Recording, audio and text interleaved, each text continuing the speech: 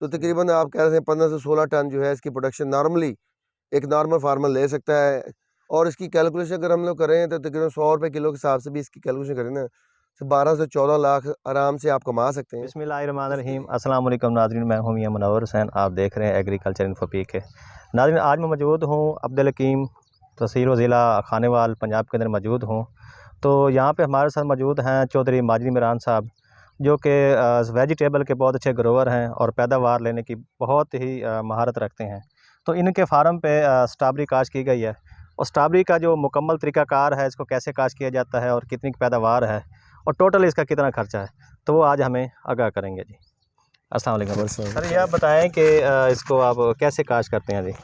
बहुत शुक्रिया आपका फार्म पे तशरीफ़ लाने का, और मुझे बहुत खुशी हुई है मतलब इस तरह इंफॉर्मेशन जो है शेयर करके।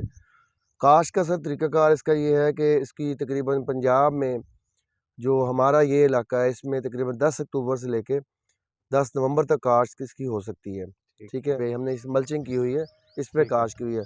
कुछ लोग बगैर मल्चिंग काश्त करते हैं, जो स्पेशल मुल्तान के बेट का जो इलाका है, बिन कासिम का इलाका, वहाँ पे काश्त होती है। वहाँ पे सितंबर के आखिरी हफ्ते में भी हो जाती है। मगर उसका जो है बेसिक तरीक़ाकार क्या होता है, एक साइड पे काश्त होती है, उसकी पैदावार अगेती मिलेगी, मगर ठीक है। उसकी प्रोडक्शन जो है एंड ऑफ द कैलकुलेशन जो है वो कम रहती है इसकी निस्बत। ठीक उसको है। अगेता सिर्फ रेट मिलता है, बाकी जो है प्रोडक्शन हमारी ज़्यादा होती है। इसमें जी हमें क्या है कि तकरीबन जो नया फार्मर है, उसकी हमारी कोशिश होती है कि हम उसको 70,000 पौधे रिकमेंड करते हैं फ़ी एकड़ के हिसाब से। ठीक है। ठीक है? नया फार्मर है, उससे गलतियाँ कुछ हो सकती हैं, पौधे की जो है मर सकते हैं, डैंपिंग ऑफ आती है, रूट रॉट आ जाता है, क्राउन रॉट बीमारी आती है। उसकी वजह से end of the day number of plant कम होने की वजह से प्रोडक्शन कम हो जाती है। इसलिए स्टार्ट में उसको रिकमेंड किया जाता है कि 70,000 पौधे लगाएँ। एकड़ के उसके अंदर। बाद हाँ जी, उसके बाद हर साल वो अपने एक्सपीरियंस के हिसाब से वो 45,000 पे भी वो लोग काश्त कर रहे हैं फ़ी एकड़। और इस वक़्त जो है, इस साल जो पौधे के जो रेट रहा है तकरीबन ₹1.50 से लेके ₹1.90 तक ये नॉर्मल रेट रहा है। और एंड सीज़न जब ख़त्म होने लगा तो तकरीबन ₹2.50 भी पौधा मिला है। तो मेन चीज़ 2 चीज़ें मेन बहुत इम्पोर्टेंट हैं, जो भी काश्तकार है उसको कम से कम चाहिए, सबसे पहले 1-2 फील्ड विज़िट करे, उसके बारे में स्ट्रॉबेरी के बारे में मुकम्मल मालूमात उसके पास होनी चाहिए, और उसके बाद ही वो स्टेप ले और उसको काश्त करना शुरू करे। ठीक है। सबसे दूसरा भी इसमें एक और पॉइंट मैं ऐड करूँगा, वो ये है कि कम से कम वो एक छोटी-मोटी सब्ज़ी काश्तकार, उसको इतना तजुर्बा हो, पेस्टिसाइड को समझता हो अच्छी तरह से, ठीक है? फर्टिलाइज़र को समझता हो। ये चीज़ें बहुत बेसिक हैं स्ट्रॉबेरी काश्तकार, क्योंकि इसको हाई वैल्यू क्रॉप कहते हैं। और हाई वैल्यू क्रॉप होने की वजह से मसला ये होता है कि आपकी इनिशियल कॉस्ट जो है, जो इब्तिदाई खर्चा है, वो तकरीबन जो है किसी भी फसल से बहुत ज़्यादा है। सही। तकरीबन 2 से ढाई लाख रुपए इसका इब्तिदाई खर्चा है, जिसमें तकरीबन 40,000 रुपए का इसके मल्चिंग वाला शॉपर है, ठीक हो गया। ठीक है। 70,000 अगर पौधे लगाते हैं तकरीबन 1 लाख से ऊपर पनीरी बनेगी, 1.5 लाख भी बन सकता है, सवा लाख तक कन्फर्म होता है। उसके बाद ज़मीन की तैयारी में जो खादें डालनी 30 से 40,000 की खादें आएँगी। कितनी खाद डालनी चाहिए? इसमें कम से कम जो है ये हमारे यहाँ ये रकबा है थोड़ा पक्के वाट है। ठीक है। इसको हम लोग कोशिश करते हैं मैक्सिमम तेज़ाबी खादें डालते हैं, एंग्रोज़ोरावर हो गई, नाइट्रोफास हो गई, इसके साथ हो गई, ये मतलब हम 17-44 हो गई। ये खादें इस्तेमाल करते हैं, हम डीएपी नहीं इस्तेमाल करते। मगर जो अच्छी मैरा ज़मीनें, दरिया वाले रकबे ज़मीनें, वहाँ पे कम से कम 3 से 4 बोरी डीएपी ज़मीन की तैयारी में, 2 बोरी अमोनियम सल्फेट, और उसके बाद जो है रग्बी जो एफएमसी की दानेदार ज़हर है उसको लाज़िम डालना चाहिए। जी, जी। एक आध फंजीसाइड जो इलेट हो गई या टॉप्सिन एम हो गया, ये लाज़िम इसके ज़मीन के अंदर जो है वो आपको डालना चाहिए, या पहले पानी जब लगाएँ उसमें फ्लड करना चाहिए। जी, जी। उसके साथ ऑर्गेनिक मैटर, अगर ज़मीन का आपका अच्छा नहीं है तो उस ऑर्गेनिक मैटर हासिल करने के लिए ह्यूमिक एसिड और प्लस ऑर्गेनिक मैटर, ये दोनों चीज़ें ऐड करनी पड़ेंगी। तो ये बेसिक चीज़ें हैं। पोटाश, आपको रेतीला रकबा है तो एमओपी इस्तेमाल करने, अगर रकबा थोड़ा पक्केवाट है तो आप एसओपी इस्तेमाल करें, ज़मीन की तैयारी में डालनी है। कम से सही। कम 1.5 से 2 बोरी फ़ी एकड़ के हिसाब से। तो होता क्या है, उसकी वजह इतनी खाद डालने की वजह, बेसिक वजह क्या होती है, जब हम लोग काश्त मुकम्मल कर लेते हैं, तकरीबन नवंबर के आखिर तक काश्त मुकम्मल हो गई, उसके बाद अगर बारिश आ जाती है तो फसल को पानी की ज़रूरत नहीं रहती, और उसी टाइम में पौधा जो है वो ग्रो भी कर रहा होता है, उसमें फूल भी निकालने होते हैं, तो पानी नहीं लगेगा तो आप खुराक नहीं दे सकेंगे। तो ज़मीन की तैयारी में जो खुराक आपने दी होगी, जो खादें दी होंगी, वो पौधे को तकरीबन अगर बारिश हो जाए, पानी ना भी लगे तो वो पौधे को अवेलेबल रहती है, जी, जी। और फ्रूट जो है वो आपका जल्दी बनना, फ्लावरिंग शुरू हो जाती है। सही, सही। तो एकड़ में कितनी बेड कितने बनाते हैं आप इसके?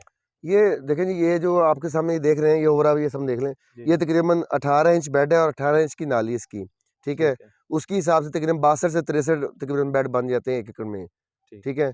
तो इसमें हमारा ये जो आप इसके अंदर एक एडिशनल एक चीज़ प्याज देख रहे होंगे, आपको शायद नज़र नहीं नहीं, आएगी। पहले नहीं आपने ये बताया इसकी जैसे। वजह क्या है कि अगर हमारे पौधे को नागे हो जाते हैं, तो उसके अंदर इसको जो हमारा लॉस होता है ना, कि पौधे एक तो पौधा ख़राब हो गया, जी, जी, ख़त्म हो गया, दूसरे नंबर पे वो जगह भी खाली रहेगी। उसको पूरा करने के लिए हम इसमें प्याज ऐड कर देते हैं। तो सही, प्याज की एक इज़ाफ़ी आमदनी हो जाती है। सही। आपको इसी खुराक के अंदर सब कुछ स्प्रे मॉड्यूल के अंदर वो तैयार हो जाता है और इज़ाफ़ी खुराक मिलती है। और इस साल हमने थोड़ा-सा इसको मज़ीद इसको किया है। इसके अंदर आप देख सकते हैं, ये मिर्च के पौधे लगे हुए हैं। ये अच्छा, हाइब्रिड मिर्च मिर्च है। भी आपने तीसरा ऑप्शन जी, भी जी, लगा बीज दी। इसी के अंदर, ये पहली दफ़ा एक्सपीरियंस किया है। ठीक है, और क्यों इसकी वजह ये है कि अगले फ्यूचर में हम लोग देख रहे हैं कि मई में जब ये स्ट्रॉबेरी ख़त्म होगी, तब तक ये मिर्च का पौधा ऊपर निकल चुका होगा और वो अपनी फ्रूटिंग फ्लावरिंग पे होगा, जो हमें अक्टूबर तक, नवंबर तक, अगले साल तक हमें बेहतरीन पैदावार दे सकता है। अच्छा सर, आप ये बताएँ कि इसकी ज़मीन की तैयारी आप कैसे करवाते हैं? ज़मीन की तैयारी में हमारी कोशिश होती है कि इसको जो है गहरा हल चला के अच्छी तरह कल्टीवेट किया जाए और उसके बाद जो है बिल्कुल भुरभुरी ज़मीन तैयार हो और ताकि उससे खेलें बेहतरीन निकलती हैं और पौधे की जो इब्तदाई ग्रोथ होती है, ज़मीन नरम जितनी अच्छी होगी, ज़मीन तैयार होगी बेहतरीन। अगर वत्तर पे तैयार की जाए तो सबसे बेहतर होता है। किस रकबे के लिए कामयाब है ये? किस इसके लिए ज़्यादातर दरियाई इलाका जो है, मैरा और अच्छी जो मैरा ज़मीन है, वो ज़्यादा रिकमेंडेड है। उसमें इसकी पैदावार ज़्यादा बेहतर आती है। और पक्के वट और जो कराठी ज़मीन है, वहाँ पे बिल्कुल गुरेज़ करना चाहिए और ऐसी ज़मीन होनी चाहिए जिसकी पानी की सीपेज जो है, पानी की सलाहियत जो ज़्यादा हो, अच्छी हो, पानी की निकासी बहुत अच्छी होनी चाहिए। क्योंकि पानी अगर खड़ा रहेगा इसके लिए नुकसानदेह होता है, बारिशें आ जाएँ, पानी खड़ा हो जाए फिर नुकसानदेह है। तो इसके पानी की जो अच्छी निकासी वाले रकबे हैं ना, वो ज़्यादा कामयाब है इसके लिए। इसकी पनीरी आप कहाँ से लेते हैं? इसकी पनीरी जो है सबसे पहले तो पाकिस्तान में स्वात में तैयार होती थी, मगर स्वात की पनीरी तकरीबन पिछले 3 साल से बहुत ज़्यादा नुकसानदेह रही है। उसके वो बैक्टीरियल ब्लाइट का मसला आ रहा है, तो जो कि नुकसानदेह है फार्मरों के लिए, जो फार्मर वहाँ पे लगाते हैं उनको मसला आ रहा है। तो इसलिए इस वक़्त जो कामयाब तरीन पनीरी है, वो दीर की है। जी, दीर जी। में भी 3-4 इलाके हैं, जहाँ की बहुत बेहतरीन पनीरियाँ गाँव में वहाँ पे तैयार होती है और हमारे जो दोस्त हैं, मैं तो पनीरी उन्हीं के साथ तैयार करवाता हूँ। हम लोग यहाँ पे उनको अपना फर्टिलाइज़र प्लान देते हैं पौधे के हिसाब से। हमें पता होता है इस साल पौधे के ऊपर क्या-क्या मसले हैं। उसी हिसाब से उसको फंजीसाइड और स्प्रे और खाद तैयार डलवा के पौधे तैयार करवाते हैं और वो पौधे फिर यहाँ पे हम लोग लगवाते हैं, तो हमें रिज़ल्ट इसके ज़्यादा बेहतर आते हैं। तो एकड़ में कितना का आप फर्टिलाइज़र इस्तेमाल करते हैं? ये फर्टिलाइज़र जो है तकरीबन जो है एंड फाइनल जो है मई तक इसकी प्रोडक्शन आखिर तक होती है। जून शुरू तक भी ले जा सकते हैं, मौसम पे डिपेंड करता है, जी, जी। ठीक है? जो मई इसका आखिर होता है, उस तक तकरीबन 16 से 18 बोरी जो है तकरीबन ये डीएपी प्लस इसमें एसओपी, ये दोनों इंक्लूड करके हम डाल सकते हैं।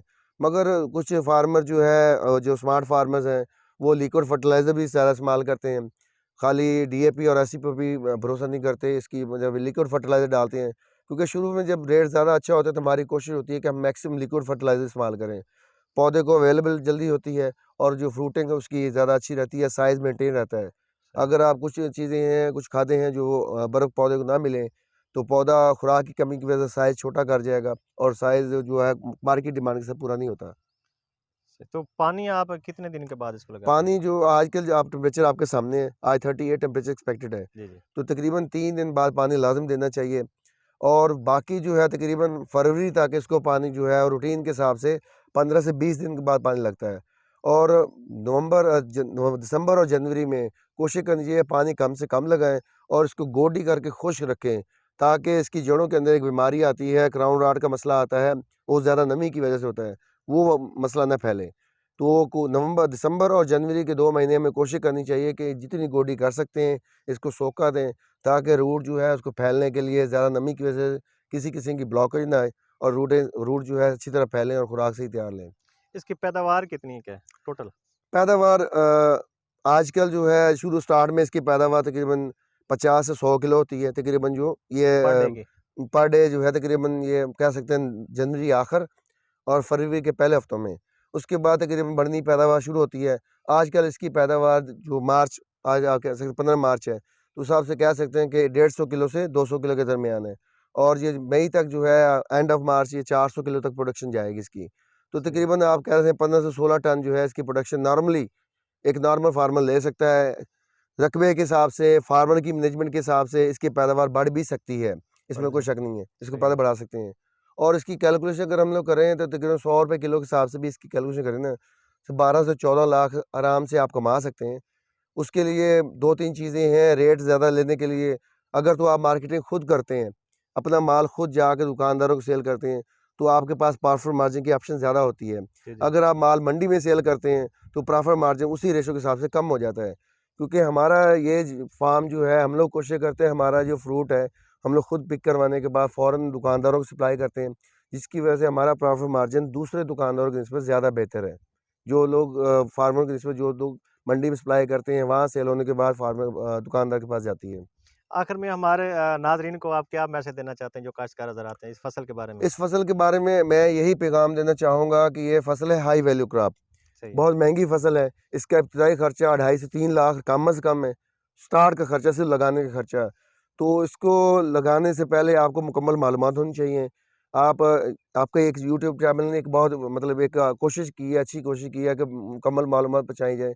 मगर उसके साथ-साथ आपको कोशिश करनी चाहिए एक आध फार्म विज़िट करें, उसको देखें, समझें और कम से कम फर्टिलाइज़र और पेस्टिसाइड इसकी जो है उसका पता होना चाहिए।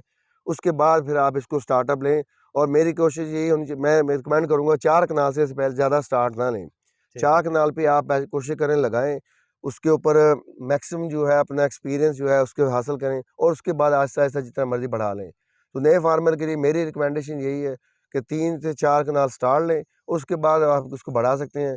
एक ही बार में ज़्यादा खर्चा करके नुकसान हो सकता है, अंदेशा हो सकता है। जी, जी। इसलिए इस चीज़ को इब्तिदाई खर्चा ज़्यादा होने की वजह से इसका खर्चा ज़्यादा है ओवरऑल, तो कोशिश करें कि इस चीज़ को गुरेज़ किया जाए। सारी चीज़ समझने, देखने के बाद इसको किया जाए। अस्सलाम थैंक यू। वालेकुम। अल्लाह हाफ़िज़। नाज़रीन अगर कोई काश्तकार हज़रात सीड लेना चाहता है, पनीरी लेना चाहता है, तो वो भी भाई इमरान साहब के पास मौजूद होती है। चौधरी इमरान साहब का नंबर हमारी स्क्रीन पे है, तो तमाम काश्तकार हज़रात इनसे रब्ता कर सकते हैं। ये है कि अगर आपको स्ट्रॉबेरी लगानी है, तो आप किसी भी फार्मर से हमसे लें, कोई मसला नहीं है, हमें मसला नहीं है। मगर किसी भी फार्मर से अगर स्ट्रॉबेरी की पनीर लेनी है, तो कोशिश करें फार्मर के लिंक से लेनी है, डीलर के थ्रू नहीं लेनी। डीलर जो है वो बहुत सारे मसले करते हैं, आपको मिक्स पनीर भी दे सकते हैं। तो कोशिश करें खुद जाके लें, सबसे बेहतर ऑप्शन है। अगर आप किसी मुस्तनद सोर्स से लें, तो ज़्यादा बेहतर होता है। उसमें फार्मर का सोर्स ज़्यादा बेहतर रहेगा या कोई फार्मर यहाँ पे लगा रहा है, उसी सोर्स से मंगवा लें तो बेहतर होती है। और उसमें जो मेजर पॉइंट यही है कि एक ही प्लॉट के पौधे आपने लगाने हैं, 2 या 3 प्लॉट के पौधे मिक्स नहीं करने, उसमें वैरायटी का फ़र्क आ सकता है, ताकि उससे ओवरऑल जो है पौधे की प्रोडक्शन के ऊपर फ़र्क पड़ेगा। तो नाज़रीन अगर हमारी वीडियो आपको अच्छी लगी हो तो इसको शेयर भी करें और लाइक भी करें। यही मिलते हैं अगली वीडियो में, इजाज़त दीजिए। अल्लाह हाफ़िज़।